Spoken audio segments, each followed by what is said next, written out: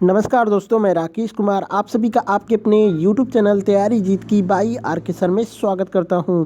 और दोस्तों आज हम बात करेंगे सीआरपीएफ, एचसीएम और एएसआई एग्ज़ाम एनालिसिस 2023 की। जी हाँ दोस्तों, 11 मार्च 2023 को सीआरपीएफ के फर्स्ट शिफ्ट का एग्ज़ाम ख़त्म हो चुका है और फर्स्ट शिफ्ट के 100% रियल क्वेश्चंस लेके हाजिर हैं। इस बात पे वीडियो को लाइक शेयर जरूर करिएगा। चैनल पे पहली बार विजिट किए हैं दोस्तों तो एक बार चैनल को सब्सक्राइब करके बेल नोटिफिकेशन को जरूर दबाएं, क्योंकि यहाँ पे 100% रियल प्रश्नों का एनालिसिस करवाया जाता है। बाकी दोस्तों आपको कोई भी क्वेश्चंस याद है आप हमें 8181819473 पे डायरेक्टली भेज सकते हैं, या फिर किसी भी क्वेश्चंस में आप हमें कोई भी दिक्कत है तो पूछ सकते हैं, ठीक है। बाकी दोस्तों पीडीएफ फाइल के लिए आप हमारे टेलीग्राम ग्रुप को जरूर ज्वाइन कर लीजिए, जिसका लिंक वीडियो के डिस्क्रिप्शन में दिया हुआ है। चलिए पहला प्रश्न देखते हैं। निखत जरीन किस खेल से संबंधित है, ये पूछा था, तो मुक्केबाजी से आपका राइट आंसर हो जाएगा। मुक्केबाजी से ये संबंधित है। बात करते हैं दोस्तों, तो निखत जरीन जो कि इनका जन्म 14 जून 1996 को एक भारतीय जो कि शौकिया महिला मुक्केबाज के रूप में हुआ था। इन्होंने AIBA महिला युवा और जूनियर विश्व चैंपियनशिप यानी अताल्या 2011 में स्वर्ण पदक जीता था। इन्होंने गुवाहाटी में आयोजित दूसरे India open international boxing tournament में कांस्य पदक जीता था। इन्होंने बैंकॉक में आयोजित 2019 के Thailand open international boxing tournament में रजत पदक जीता था। बात करते हैं दोस्तों तो इनके पुरस्कारों का, तो निखत को उनके गृह नगर जो कि निजामाबाद तेलंगाना का आधिकारिक जो कि राजदूत नियुक्त किया गया है। फरवरी 2015 में अखिल भारतीय अंतर विश्वविद्यालय मुक्केबाजी चैंपियनशिप जो कि जालंधर भारत में बेस्ट बॉक्सर रही थी। 2019 में खेल उत्कृष्टता के लिए उनको जो कि JFW पुरस्कार दिया गया था। तो इनसे रिलेटेड मैंने सभी चीज़ें बता दी। भारत का सबसे गरीब राज्य कौन सा है, तो बिहार आपका राइट आंसर हो जाएगा। भारत का सबसे गरीब राज्य बात करते हैं दोस्तों, तो भारत का सबसे गरीब राज्य बिहार है। नीति आयोग के बहुआयामी गरीबी सूचकांक यानी MPI के अनुसार उसके बाद जो कि बिहार सबसे गरीब राज्य है, उसके बाद झारखंड है, तीसरे नंबर पे मध्य प्रदेश है, और चौथे नंबर पे उत्तर प्रदेश, और पाँचवें नंबर पे छत्तीसगढ़ का स्थान। वही बिहार में कुपोषितों की संख्या भी सबसे अधिक है, तो इसको याद रख लीजिएगा। एक प्रश्न आया था दोस्तों कि गोवा में कौन सा अयस्क पाया जाता है, तो गोवा में लौह अयस्क जो कि सबसे ज़्यादा पाया जाता है, इसको लौह अयस्क बोला जाता है। बात करते हैं तो 1456 मिलियन टन के बड़े भंडारों के साथ साथ बॉक्साइड 55 मिलियन टन और मैग्नीज अयस्क जो कि 34 मिलियन टन जैसे अन्य प्रमुख खनिजों का भंडार जो कि गोवा में पाया जाता है। तो ऑप्शंस में अयस्क जो कि रहा होगा लौह अयस्क, तो आपका राइट आंसर हो जाएगा। एक प्रश्न आया था दोस्तों, 1813 के चार्टर एक्ट का मुख्य उद्देश्य क्या था, या फिर किसने शुरू किया था, इसी से रिलेटेड कोई क्वेश्चंस आया था, कमेंट करके ज़रूर बताइएगा क्या पूछा था। चलिए इससे रिलेटेड मैंने कुछ चीज़ें बता देता हूँ। इस चार्टर एक्ट में भारत को स्थानीय विद्वानों को प्रोत्साहित करने तथा देश में आधुनिक विज्ञान के ज्ञान को प्रारंभ एवं उन्नत करने जैसे उद्देश्यों को रखा गया था। इस उद्देश्य के लिए कंपनी द्वारा प्रतिवर्ष 1 लाख रुपए की राशि स्वीकृत की गई थी। वहीं बात करते हैं दोस्तों, तो पृष्ठभूमि जो कि ब्रिटिश ईस्ट इंडिया कंपनी के चार्टर को नवीनीकृत करने एवं आगामी 20 वर्षों तक भारत में ब्रिटिश ईस्ट इंडिया कंपनी के शासन को जारी रखने के लिए ब्रिटिश संसद द्वारा 1813 का चार्टर अधिनियम अथवा ईस्ट इंडिया कंपनी अधिनियम 1813 पारित किया गया था। तो इससे रिलेटेड जो भी क्वेश्चन आया था कमेंट करके एक बार बता दीजिएगा किसने शुरू किया था, तो इसका right answer east India company हो जाएगी, ठीक है। कब पारित किया गया था, तो 1813 में इसको पारित किया गया था।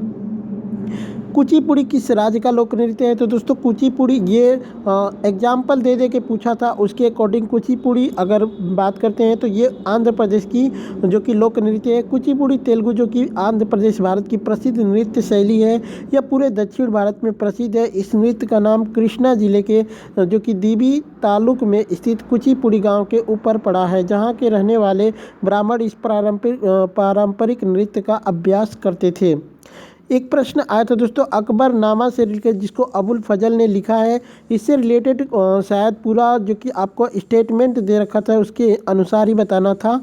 तो चलिए इससे रिलेटेड मैं सभी चीज़ें बता देता हूं, जैसे कि अकबरनामा जो कि तीसरे मुगल सम्राट अकबर की पुस्तक जो कि 1556 से 1605 में अनुवाद करता है। को उनके दरबारी इतिहासकार और जीवनी लेखक अबुल फजल ने लिखा है।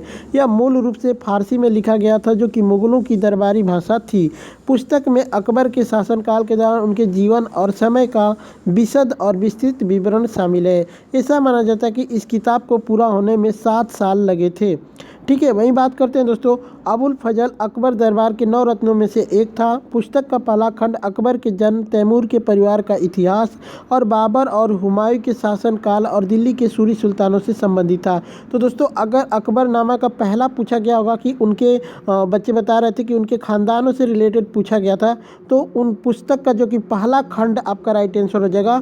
तो अकबरनामा का जो पहला खंड था उसमें उनके जो कि पुरखों का नाम सम्मिलित था।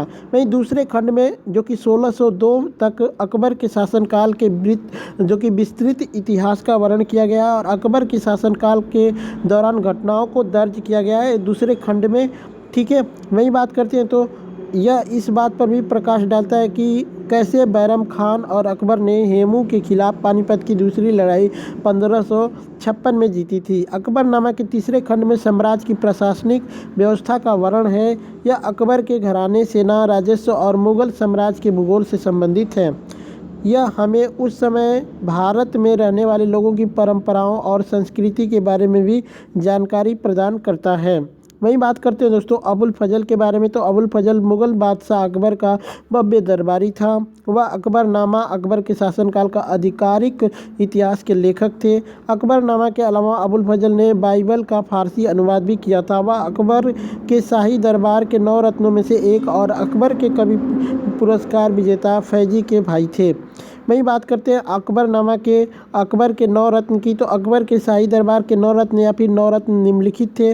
जैसे कि राजा बिरबल, वह एक कुलीन थे जिन्होंने अपनी बुद्धि के लिए अकबर की प्रशंसा प्राप्त की थी। मियाँ तानसेन, वह अकबर के दरबार में संगीतकार थे। अबुल फजल, वह अकबर के दरबार में मुख्य सलाहकार थे। वहीं फैजी एक ऐसे कवि थे जो अपनी कृति नल उ दमन के लिए प्रसिद्ध थे। राजा मानसिंह, वह अकबर के दरबार में सेनापति थे। राजा टोडरमल, वह अकबर के दरबार में जो कि वित्त मंत्री था। ठीक है, वहीं बात करते हैं दोस्तों, तो मुल्ला दो पियाजा अकबर के गृह मंत्री थे। फ़कीर अजियाउद्दीन अकबर के धार्मिक मंत्री थे। अबुल रहीम खान एक खाना अकबर के रक्षा मंत्री और एक प्रसिद्ध कवि थे। तो इससे रिलेटेड मैंने सभी चीज़ें आपको आई थिंक बता दी है। क्या पूछा था कमेंट करके एक बार बता दीजिएगा। 2022 में किस राज्य में 1000 पुरुष पर 917 महिला हैं? तो इसका राइट आंसर हो जाएगा दोस्तों हरियाणा। जी हाँ दोस्तों, हरियाणा ने 2022 में प्रति 1000 पुरुष पर 917 महिला जन्म दर्ज किया है। आधिकारिक आंकड़ों के अनुसार मनोहर लाल खट्टर सरकार के जो कि ओपीएस बेटी बचाओ बेटी पढ़ाओ कार्यक्रम को 2021 में 3 अंकों की छलांग लगाई थी। इस कारण जो कि इसका राइट आंसर हो जाएगा हरियाणा। जग मिशन किस राज्य में शुरू किया गया है? तो जग मिशन जो कि ओडिशा में शुरू किया गया है। दोस्तों इससे रिलेटेड चीज़ें बता देते हैं, जैसे कि ओडिशा ने जग मिशन के लिए जीता यूएन हैबिटेट अवार्ड। जी हाँ दोस्तों, यूएन हैबिटेट अवार्ड के बारे में भी पूछा गया होगा, तो ओडिशा ही आपका राइट आंसर होगा। बनेगा देश का पहला झुग्गी मुक्त राज्य, ये बन गया पहला झुग्गी मुक्त राज्य। ओडिशा सरकार द्वारा झुग्गी सुधार और पट्टा सुरक्षा कार्यक्रम जग यानी ओडिशा ट्राइबल हैबिटेट मिशन ने यूएन हैबिटेट का वर्ल्ड हैबिटेट पुरस्कार 2023 जीता है। इस वर्ष इसे कांस्य पदक से सम्मानित किया गया है। वहीं बात करते हैं तो यह दूसरी बार है जब इस कार्यक्रम को यूएन हैबिटेट का वर्ल्ड जो कि हैबिटेट अवार्ड मिला है। 2019 में परियोजना को झुग्गी वासियों को भूमि पट्टा सुरक्षा प्रदान करने में अपनी सफलता के लिए यूएन हैबिटेट का अवार्ड हैबिटेट पुरस्कार प्राप्त था।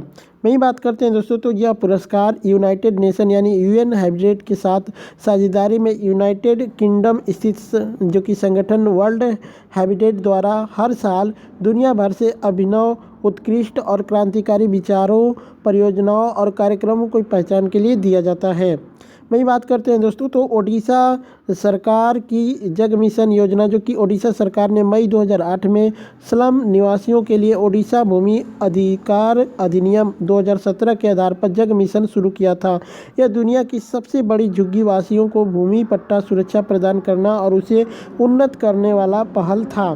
वहीं बात करते हैं दोस्तों, तो इसका लक्ष्य ओडिशा को 2023 के अंत तक झुग्गी मुक्त होने वाला भारत का पहला राज्य बनाना था। ठीक है। पश्चिमी और उत्तरी पश्चिमी चक्रवात के कारण जब जो वर्षा होती है तो उस उत्तर भारत में उसको किस नाम से जाना जाता है, ऐसे करके ऑप्शन था। तो इसका राइट आंसर हो जाएगा दोस्तों मावत। जी दोस्तों, भूगोल की दृष्टि से महावत या फिर मावत इसको पश्चिमी और उत्तर पश्चिमी चक्रवात विक्षोभ के कारण होने वाली सर्दियों की वर्षा की एक छोटी मात्रा है। यह सर्दियों के मौसम में उगाई जाने वाली रबी फसलों के लिए सबसे अच्छा भी माना जाता है। एक प्रश्न आता है दोस्तों कि नंगा नहाएगा क्या और निचोड़ेगा क्या। मुहावरे का अर्थ क्या है। तो गरीबी में अगर हौसला भी हो तो क्या खर्च करेगा, ऐसा इसका राइट आंसर होगा। बाकी अदरवाइज इसका ऑप्शंस कमेंट करके बताइएगा। वृद्ध का विलोम शब्द पूछा था तो तरुण हो जाएगा, युवक या फिर जवान हो जाएगा। ऑप्शंस कमेंट करके बताइएगा। दोस्तों यहाँ पे कुछ जो कि संशय वाले प्रश्न हैं, जैसे कि एक बच्चे ने बोला कि अनुच्छेद 15 किससे संबंधित है। अगर ये पूछा गया होगा, एक बच्चे ने बोला कि सभी अनुच्छेदों का जो कि एक स्टेटमेंट दे रखा था उसमें से गलत पूछा था कि गलत क्या होगा। तो चलिए इससे रिलेटेड मैं चीज़ें बता देता हूँ। जैसे कि अनुच्छेद 15 अनुच्छेद धर्म, वर्ण, जाति, लिंग अथवा जन्म स्थान के आधार पर किसी नागरिक के साथ भेदभाव करने पर रोक लगाता है। अनुच्छेद 15 एक राज्य किसी नागरिक के विरुद्ध केवल धर्म, मूल, वंश, जाति, लिंग या जन्म स्थान अथवा इनमें से किसी के आधार पर कोई भेदभाव नहीं करेगा। ये 15 में है। वहीं दोस्तों एक बच्चे ने बोला कि उसमें से एक ऑप्शन था कि भारत के केंद्रीय बजट को वार्षिक वित्तीय विवरण के रूप में किस अनुच्छेद के तहत पेश किया जाता है। तो उसमें ऑप्शन था कि अनुच्छेद 114। तो अनुच्छेद 114 नहीं होगा दोस्तों, उसमें गलत छापना था। तो वही वाला आपका राइट आंसर होगा, जो कि वित्तीय विवरण जो पेश किया जाता है अनुच्छेद 112 के तहत की जाती है। तो आई थिंक ये वाला जो ऑप्शन है आपका राइट आंसर होगा। बस दोस्तों यही सब क्वेश्चन मुझे मिले हैं। बाकी वीडियो कैसी लगी कमेंट करके एक बार ज़रूर बता दें। चलिए चलते मिलते हैं नेक्स्ट वीडियो में, तब तक के लिए जय हिंद जय भारत।